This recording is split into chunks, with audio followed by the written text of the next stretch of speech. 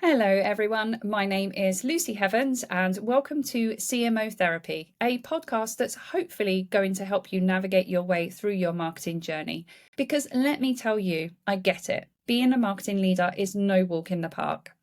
In each episode, we dive headfirst into the world of marketing, where uncertainty, tight budgets, and fierce competition are just the beginning of the rollercoaster ride.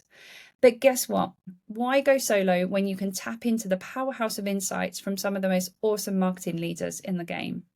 And look, the title might include the word therapy, but we are not just talking about challenges here. We are tackling them head on. So join us as we deep dive into the nitty gritty, share war stories, and unlock secret strategies. And get ready for no holds barred conversations because sometimes I have no filter. So if you are a chief marketing officer, a marketing lead, or someone just looking to up their marketing game, then I am so glad that you are here with us today. And I am so glad to have with me the very awesome Sam. Sam, would you like to introduce yourself to everyone? Thanks, Lucy. Yes, I'm Sam Schrager. I'm CMO at BCB Group. We are a payment service provider for the digital asset industry. I've been here coming up for 6 years now, actually, and in crypto a couple of years before that, so a very long time. And when I started, there were 8 of us, and now we're, offices all over the world, a team of 200 plus, biggest Series A in blockchain history in the UK, that type of thing. So it's been a great ride. Sounds crazy. Oh, I can't wait to dig into that. So we are talking today. The title for the podcast is Keeping the Marketing Engine Running While Everybody Jumps on Board. And I remember I was having a little bit of kind of back and forth about this, a bit of a chat about it. And I'm sure everyone that's listening kind of gets this, right? So many departments have ideas about how to do marketing. Of course, everybody's a marketer. HR wants to do a bit of employer branding, products wants to talk about all their really sexy features. But then what happens is you end up becoming very reliant on those departments to kind of feed you with information and feed you with that content. And then product keeps changing the bloody dates for the new feature releases, and HR suddenly wants to talk about the brand in a bit of a different way. I don't know. But all this time you are basically trying to battle with the kind of ROI for your marketing plan and or your strategy, and that's what we're going to try and unpack. Right, let's get stuck in then. So I suppose my first question to you to kind of open up the discussion is, how many different departments do you have at the moment that are coming to you and saying, I think I really need to help marketing? Yeah, so funny and so resonating. I mean, do you know what? When you've told me this first question, I thought, I'm just going to make a list. And then I've gone on to 3 post-it notes because actually it was easy to make a list of the people who don't bother me because there's only one department and that's ops. And it's so funny. So literally, I've got product, I've got commercial, which includes account management and sales, obviously HR, CEO's office, deputy CEO's office, the banking team, the compliance team, FinCrime, tech, legal, finance, customer service, or always wanting to do stuff about customer experience, trading occasionally, and then but ops are the only ones left. And it's always something that's, I don't know about you, but I mean, we have Slack, so it's always like instant, and it's like so hard trying to triage something. And when we're actually, trying to stick to our strategy, trying to stick to the business objectives that have been agreed, and then, people just throwing stuff over the fence the whole time. It's constant. It's absolutely constant. So how are you kind of how do you battle that? How do you handle that? So I've got tougher over about the last 6 months, actually, because I'm a classic up until quite recently, people pleaser. It's like, and I think that's the whole thing of being a startup to scale up as well, because you have that whole transition period of when, everybody's doing a little bit of everything, and that's fine, that's great. But then as you become sort of larger with, different business objectives that are agreed and OKRs and all that type of thing, you've got a lot more sort of frameworks involved for people then to sort of carry on still with that. Oh yeah, no, we'll just ping you and like, can you do that? And the thing is as well, I think we also try and really educate people in the business as well about the fact that we don't just stuff bags at conferences. Marketing isn't just about merch. got a strategy. We've got a high level, plan that we're working to here, and it's all thought out, and it all, links together and all that type of thing. So it's very much about that education piece as well, and just sort of people understanding that, what the resource is, how you have to allocate it ahead, how you can't make something happen tomorrow. Well, you can try. We've been pretty good at that, but yeah, it is all about getting people to understand. But you'll still say the people, see the people who will come to you. It's like, Sam, I've really got to speak to you about something. Really got to speak to you about something. It's like, where are the BCB notebooks? It's like, oh my God, give me strength. That's a super important question. Oh, my deputy CEO. So I don't mind that. He'll know this, and he'll tease me about it. But literally, we have these really high level conversations about prioritizing and that type of thing, where the business is going, blah blah blah blah. And then he'll say to me, "So can we do cupcakes for our new office? BCB brand?" Just like, really? Oh my goodness. Do you know what word drives me absolutely crazy? Just. Can we just do a webinar, or can we just order some cupcakes, or can we just, it's never just. Honestly, it's never just. Yeah. Drives me crazy. Have you kind of had that moment then where it is that kind of just moment then? So where you're having that conversation with kind of HR or with product or whoever it might be, and they do say to you, "Oh, we just kind of want to do this," but it is actually an entire campaign. It's a big thing. It's not just a case of going, and actually that question is probably quite nice. Can we go and find the notebooks out of the cupboard? Yes, they're there. It's a very quick question. Can you send me a logo? Yeah. Yes, yes. Nice. Yeah. How are you handling those ones that where they position it as a just and it's not? It's a bigger thing. So, as I said, I'm doing a lot more pushback actually, and actually, I think it's all quite good in all of these scenarios of people throwing anything over the fence. From can we do a content pillar on that to can we have X, Y, and Z? It's actually just having the front to actually say back to somebody, can we just think why we're doing this though? Let's go back to that. What is the objective? What is this going to, how's this going to benefit us? How's this going to benefit our clients? If somebody asks me for an explainer on stable coins, that I get and can work that in, that's all good. But if somebody, yeah, exactly, or people are just a bit magpie like, I think, as well. So you know what it's like with marketing, because it's all up front, people can see what other people are doing, so it's like, they're doing that, why can't we do that? It's like, well, again, that isn't actually part of our strategy. And actually think about the why again, the objective behind doing it, and actually does that fit with how we're trying to position us, where we are in the market, rather than just thinking, oh well, that looks nice, let's do a meme, something like that. Social media is quite funny. Like, what else isn't funny? Like, what's going on? You just said something really interesting now I want to pick up on, where you said, can we just again do a new content pillar? So this is really, I like this. I'd like to kind of unpack this a little bit more. So you just said there again, if it's a explainer video on stablecoin, that's great, because obviously that sits quite clearly with your company, and that would be kind of one of your natural sort of like always on or evergreen, whatever, like content pillars. But where there is those shiny new objects then, or those shiny new conversations, is that how you look at it then? Is it an existing content pillar, or is there something else that we need to kind of create? So it's if it can fit in with sort of what we're doing, and we can accommodate it, it can be accommodated. Yeah, okay, we can look to do that. But otherwise, it's just about managing expectations, isn't it? So for people to understand. So we've got this planned out. If it's if it's really a P0 in that case, yes, we can make it work, but be realistic and be reasonable. We've only got a set amount of resource, set amount of time, set amount of budget, and we have to prioritize accordingly. And all of a sudden it'll be something like, oh, we're expanding into that region now. Can you create a go-to-market strategy for da-da-da? Okay. And I like being on my toes all the time, so it's actually quite appealing. Deep down, I don't mind it. I'll moan about it, but it's just like anything. It's like us Brits and the weather, isn't it? But really, it does make it quite exciting. It does make you feel you're at the forefront as well, because you understand a lot of what's going on and hopefully why we're doing it too. But literally, this is the plan, this is the business plan, this is where we're going, and all that type of thing. So it's really good to be aware and feel that you're sort of the mouth of the business to say, talk about those things at the right time. So you need to be told. So it's great. It's It's good and bad, Like like a, I suppose, a sort of a stakeholder management, like a relationship level where you Yeah. have these people coming to. Actually, there was again like on another podcast I really love, someone, it was Mariette actually from Good P Pro. one.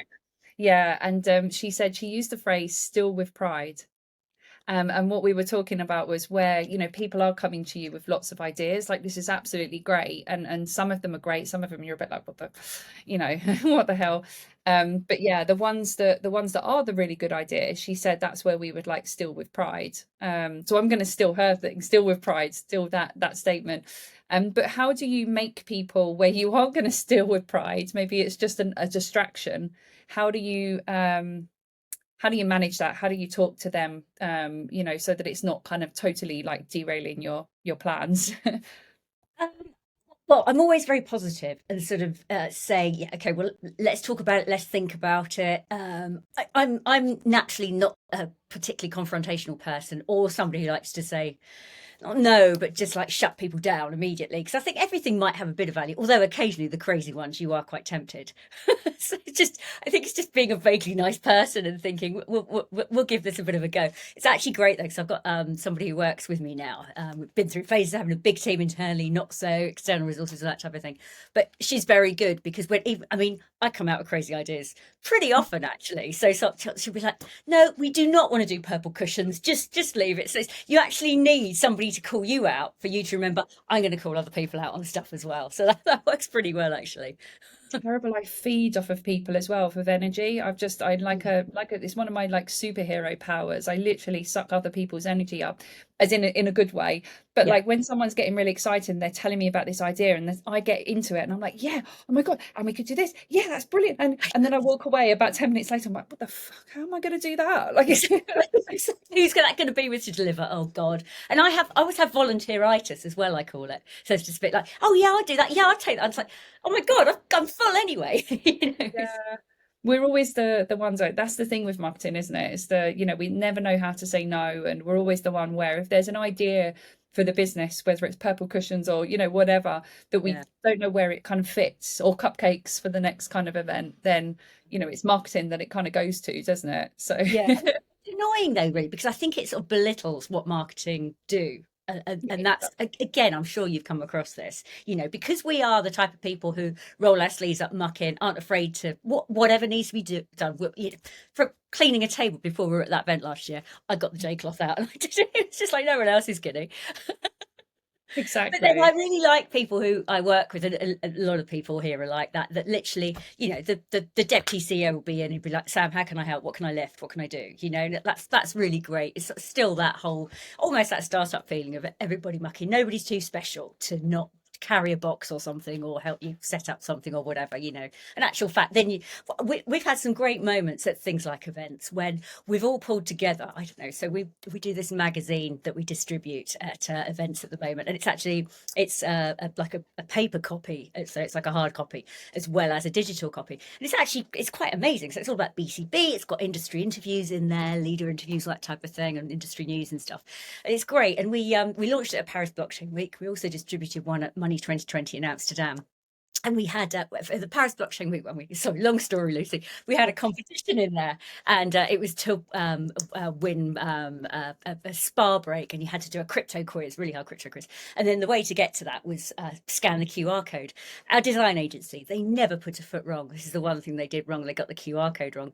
So what we had to do is get 1,000 stickers for 1,000 magazines, and then take out the stickers and put them on. Now, my son came with me. He was sitting on the floor of the booth at Paris Blockchain Week. But then the whole team got involved. Everybody was doing it. It was like a production line. And it was such a great moment. Like literally CEO down to account exec. And it was funny. And those moments make you think, yeah, we're BCB, we're doing it. And that's great. That's what it's all about, really. Do you think that is? I'm going to make you like kind of think now, but why do you think everyone's not sitting there going, "Oh, for fuck's sake, like marketing, for God's sake, like this is your problem, like you deal with it." Like Um, why? I think culturally we're quite good now, actually, as a company in terms of a variety of things. But first of all, trusting people, and that's what's quite nice. And sort of back to your question about how do you deal with people when they're sort of like saying, "Oh, what about this? What about this?" I think they have to trust me. us, that as in marketing, that as a function, we know what we're doing the right thing, we'll make the right decisions, and we'll come to that when we evaluate it, and if we've got, if it's right to do, if the why is right. And then, sorry, I lost my thread now. What were we saying? How the culture, how do we, yeah, Oh, like to get them on, get them trusting you, and yeah, yeah, nice. exactly. So it's that whole, yeah, it sort of, I've been really lucky, as I say, sort of more recently, in terms of feeling that everybody really values what marketing does and what we do in the company and our role in it. So that's really great to be valued and trusted to look after it. So if anything happens, that's to do with you. It's not going to be we're all scurrying around and thinking we can do a bit of it. Bit like if something happens in ops or tech or anything, they've got it, they can do it. And I think it's that, because when we were a startup, everybody used to get involved in that type of thing, which was nice. But in actual fact, now we're, as I said as well at the top, a lot more sort of formalized functions, and we know where our stuff lies. But at the same time, we're very, very collaborative, and we're all thinking, we're all building this rocket ship. Rocket ship needs patching up. Okay, it might be a bit of gaffer tape there or a little bit of chewing gum there, but it is a rocket ship we're building, and we're all thinking that vision, that type of thing. And that's top down as well. And I think we've done a lot of work on that as a company, and all credit to everybody, really. It feels a really good place to work. It's nice when people think, oh yeah, we'll mucky, we'll put the stickers on too. Yeah, I love that. That's such a great story though. And you're right. Like, yeah, that absolutely does come from trust and kind of respect in what you're doing. Know Yeah. that it's all kind of for the greater good. So like it's interesting then what you were saying earlier about you said the word something like everybody knows the plan. So is that kind of something that's really important to you as well in kind of setting those expectations with the teams? Because I know, I'm thinking um yeah, sometimes I've got some kind of like really, or if I was another department, I've got some really good ideas about marketing and what I can do, but I know A, they're doing a really good job and I kind of respect that, and B, I understand kind of the plan behind it and what they're doing. So maybe I'm going to hold back on some of those ideas and only take the burning ones like to them. Like how do you do that? What, encourage people only to bring the burning ones? Yeah, exactly. How do you communicate that plan so well then? And yeah. So, I mean, I do speak to a lot of other departments all the time, because we do collaborate with them. So not only is it coming from them that they need stuff, of course it's mutual, because we understand, we've got to work really closely with product right from inception. We're starting to do that thing. Probably should have done it earlier, but again, what it's like with a sort of business, in that the product team almost, uh, stuff happens, stuff changes all the time, business priorities change, client priorities change, the landscape changes, whatever, so their focus slightly changes, or something gets pushed back from a tech perspective, something like that. But I really like to sort of try and get under the bonnet of something really, really early on with production, almost at that point write a press release about that, even before it's an MVP or anything, because then you can see, okay, how's this going to help clients, do we position this in the market, does that messaging work, and all that type of thing, which I think, did I say, I think it's a notoriously a thing that Amazon do, apparently. But for yeah, Yeah, I whether have that, heard. not that I'm necessarily, I don't know about talking about No. anything to do with Amazon anymore, considering that wedding happening this weekend. No, I think it's no, I've heard that before actually as well, where yeah, get the product managers to kind of sit down and like with them hand in hand, but get them to think Yeah. about writing that press release, even at the point that they're starting to develop that feature. Yes. Because then you sort of yeah, you know how to tell the story about the kind of the value and the benefits and everything. Yeah.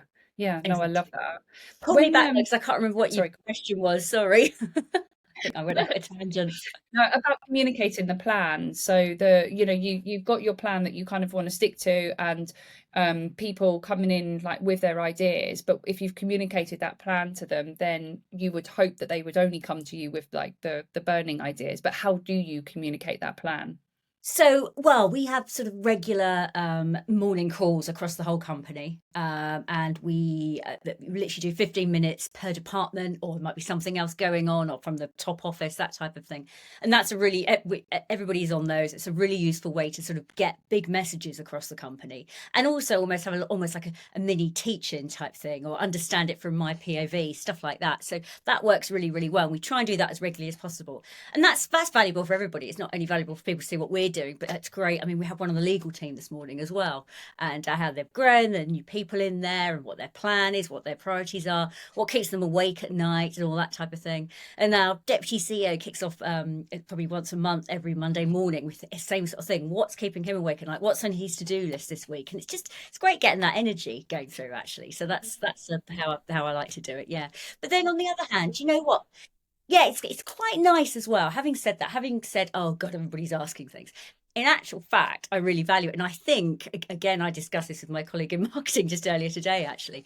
It's because people like a bit of marketing. It's fun, you know. So I was chatting to one of the product managers yesterday, and he said, "Oh, right, okay, we're gonna need to rebrand this new product." And we pinged back and forth ideas and stuff, and in the end, we got to a complete collaboration of what we both thought. And I was just like, "Okay, well, I think we can brand this. I think this will work. This will be really, really good." He said, "Yeah, okay. Well, I really enjoyed marketing for a bit. I'm gonna have to go back to my spreadsheets now." But in actual fact, that was great. Yeah, I think it's because people like us. It's like, and it's fun, you know. Similar one actually, where I was working with recently, working with one of our designers on the web page, designing a web page, and he's really interesting because he's a product designer, not like a web designer, but he's helping out a little bit with the design of this web page. But then web and product design, very different things, right? So I was sort of explaining to him, well, you know, this is why you would put these things here, and the kind of above the fold, below the fold, and you know what the drop offs, you know, all of these sorts of things. And he was like, wow, this is amazing. Like and he's a designer, but you know, it's all kind of a little bit different because it's a different area. But yeah, the collaboration just works. You know, the kind of the two heads are better than one, whatever. You know, it's yeah, definitely. So one question that popped up actually, I'd love to ask is, and this is a bit like might sound a bit controversial. I feel really bad saying this out loud, but if there are God, I'm certain wondering what you're going to say now. there are certain departments that that marketing would kind of prioritize, right? Hold on, let me just think for a second about diplomatically how to phrase this.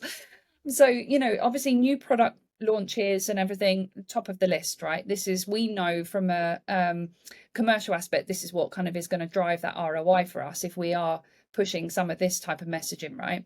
But then maybe there is I'm trying to think of an example now. Maybe then another department will come to you with some other ideas about things that they want to do that's not necessarily driving that needle as hard as some of the others. Like, do you have any examples of how you've sort of dealt with that? Let me think. I mean, yeah, I mean, it definitely it's a very familiar situation. I'm trying to think. So, uh, I mean, I think as I've sort of been here for a long time now, I feel I've been around the block quite a lot, seen what works, seen what doesn't work, seen things fall flat on their face because of various reasons, you know, and actually some things be really, really successful as well. So it's almost like and again, it's that trust thing and that experience thing. Almost feel like we've got a bit of a playbook. We really understand how this industry works. We understand, for instance, the events that work for us. We know, you know, the channels that work for us. What's successful? We've actually proved it in the past when we were had budget to do X, Y, and Z. So now we really, really hone what we do. And we really, really understand what we're doing, and we really, really understand the ROI it's going to bring. It obviously varies a little bit sometimes depending on what you're actually talking about or doing, and if it's a new market or something, it might be a bit different.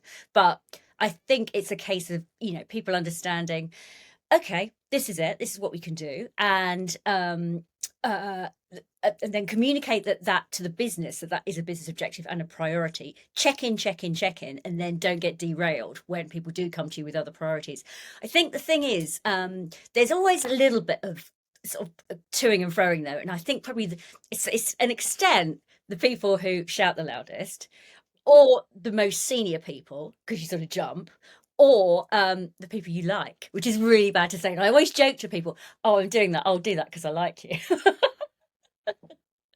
Yeah. Oh, And no. it's just, you sort of organically find that balance, don't you, really, while sticking to your plan. You know? Yeah. Sometimes there's the kind of flip side of that though, isn't there? Like sometimes you get those examples, those requests. I'm trying to like think of an example now and I can't, my brain's completely gone blank. But you get those little ones that seem really, really odd, but actually as a marketer, then you can actually see more more value in it than they can. Like, so, they've got this really, really good idea, but then they've got it for one particular reason. Does that make sense? Yeah, no, it really does. And actually, I think that's why talking to people and collaborating across functions is so important. So, for example, there's a certain content pillar that we're pushing over the next couple of months. And I was talking to the product team yesterday, and they were saying, actually, because I sort of asked them about it, is like, have you guys got anything you can contribute to that? And so, funnily enough, we had to do something then. We thought there was a deadline to do it. There wasn't a deadline to do it, so we pushed it back, but then we did it anyway. But in actual fact, that's perfect for that content stuff you're going to use. So every cloud, and sorry, it's a bit hard without going into the specifics, but it's like literally something as simple as that. And when it all like comes together, you've got plenty of other examples as well where that doesn't work. He's like, oh well, no, that the wheels fell off of that one or whatever. But I think that's what makes it interesting, isn't it? Really, it's like, yeah, ups and downs. With those kind of inbound requests, like from other departments and that, like physically, I suppose, like how, not physically, that's the wrong word, but like process wise, like how do you manage that? Do people come to you and just kind of pop you a message on Slack, or have you created sort of some sort of process of where people can, almost like a little suggestions box in the toilet or something? Yeah, we're actually in the throes of doing it, absolutely setting that up with our tech team. So in actual fact, I can't take credit for it because the legal team here have done it first, because they're getting tasked all the time in the same way as we are, and they've got a system that they just have a thing on ClickUp, and it goes through and it notifies all of them on Slack what the task is, so they can almost triage it and prioritize it and fit it in when it's necessary, and that pings back to the person who raised the ticket to classic ticket system, but literally working with people and like departments and stuff like that. So that's what we're trying to implement that at the moment, which is really good, because then I think that's going to make life a lot easier. I mean, how it works, we're only 2 people in the team here, but we have external resource. So we work with a content agency, we work with a design agency, and we work with a digital agency, as well as sort of other partners here and there as well. So it's about managing our time, managing their time and resource and everything, allocating budget. So with that triage system, that is going to work so much better. And in terms of our time of thinking, if somebody needs something just really quickly, that's fine. So if it does come from the CEO, fine. But then I think when people have actually got to almost raise a ticket, it gives them a little bit of like, hang on, could I actually self-serve here? That's the thing, because it might look a little bit silly. It's different pinging someone on, it's like, hi, Sam, can you do this? When you've actually got to write it out formally, it's just a bit like, I'm asking her to find a logo for me in the G drive that we all share that I can probably just search. Okay, maybe I'll do it myself, because it's more effort, isn't it? Yeah. So that's the process. The way that, like, we'd done it before as well, we kind of categorized it. So is it like a content idea that you've got, or is it just and I think again, when you sort of force people to sort of think about it like that, is it a piece of is it like a one pager, that sales needs, those classic one pagers or whatever. But yeah, having, I think, those, almost templatizing that inquiry as well makes people think about it a little bit differently. Well, what is it that I actually want, or what idea do I actually have? Yeah, exactly. And it's that whole thing as well. I used to work with a guy in brand, and he would say something like, if you want something done properly, give us a proper brief. Don't, if you throw shit over the garden fence, you're only going to get shit thrown back. It's like literally got to be, can't be something that you're speed typing on the train to give us a little bit of an idea of, we need to do this, da, da, da. Well, bit background context, that type of thing, then we can attack it properly and do it really well. Let's understand more about it. Yeah. You mentioned something a minute ago as well, where you said about working with external agencies, and that's another channel, isn't it, for kind of lots of ideas. If you're working with whether it's a digital agency or a PR agency or something like that, but again, like, it's more kind of inbound coming in from that direction, right? Very true. I hadn't, yeah, no, very much so. And again, that's a bit that sort of trust thing too, because and the longer that you've worked together, I think the better it is. Now, we've worked with a couple of our agencies a really long time, and they really understand our business and what we're trying to do. So it's almost seamless. It's almost like they're, and they've got our backs, we've got their backs, and it's just great. Really, really lucky. But yes, I do take your point. But then I think the thing is, we actually value their input and suggestions because they're experts in their field. That's the thing as well, So and we will also often do calls with them and other functions in BCB, which works really well too. So people again understand that, okay, it's not just us writing the content, all that type of thing. There's a whole process, a whole team behind us doing all sorts. Hence, it's not just like, oh, bung that to them as a little brief and they'll do it. It's like, okay, they've got to schedule that, they've got to think and prioritize that. So I think that gives, again, the people internally more understanding of the processes and what's involved and the resource and the budget and all that type of thing. Exactly. Yeah, that's fantastic. Thank you. We're just kind of coming up to time now. We do have a little tradition on this podcast where quite regularly I go out to my network and say to them, right, if you had a marketing leader standing in front of you now, what one burning question would you ask them? So they don't know it's you. So I just get a bunch of questions that come in and then I just pick them out randomly to ask people. This question that I have for you is actually linked to a part of the conversation that we've just had, which is quite interesting. But the question is, what's the best tip that you have for building a relationship and working with a PR agency? If you have one. Gosh, that's a good one. Well, this is controversial. So I feel quite strongly, generally, that PR is something, particularly for me and well, in our industry, that can be done in-house. I've always seen PR as an agency as a little bit of a luxury item. You know, I'd rather have something else than that. Having said that, to have really targeted PR support at various points, I think is incredibly useful. And that's actually the way I've been going recently. So, for example, again, Money 2020 recently in Amsterdam, we had so much going on. It was ridiculous. And I know how long it takes to do that media outreach and all that type of thing as well. So, and we had 3 press releases going out over the days and wanted to build profiles with press for various individuals here and all that type of thing. I just sort of literally don't have the time. So we outsourced it and worked with a PR agency literally just for a week and a half. But the difference that made and the thought that somebody else was looking after it was superb. And that's because they actually came through our content agency. Again, that personal recommendation thing was brilliant. So literally, if somebody you really respect gives you a contact of, and they really respect and think that they are going to do a great job for you, it's that sort of immediate, oh, okay, I'm a trusted pair of hands here. Don't have to do a massive briefing to understand our business. There's almost like a shorthand that you get to, and that works so brilliantly. That's what I'm going to do again, because I think it's just quite a good way to do it. And as I say, it's sort of you can actually sort of really look at ROI on that as well. It's not just like, oh, we're paying that retainer every month. It's actually just, okay, that was a very short burst, but look what we got. Look at the coverage we got. Look at the advertising value equivalent or whatever. So it's yeah, very good. It's an awesome answer. Thank you so much. God, that was a perfect question for you. We love it. Okay, well, thank you so much for joining us. That was just, it goes so quickly, doesn't it? Well, it really That was does. a really, really great chat, and there was loads of tips and things that everyone's going to take away from that. So I really appreciate it, and I know everyone Oh, else that's listening will as well. Thank you. thanks, Liz. I really enjoyed it. Thanks for having me. Okay, thanks everyone. Bye.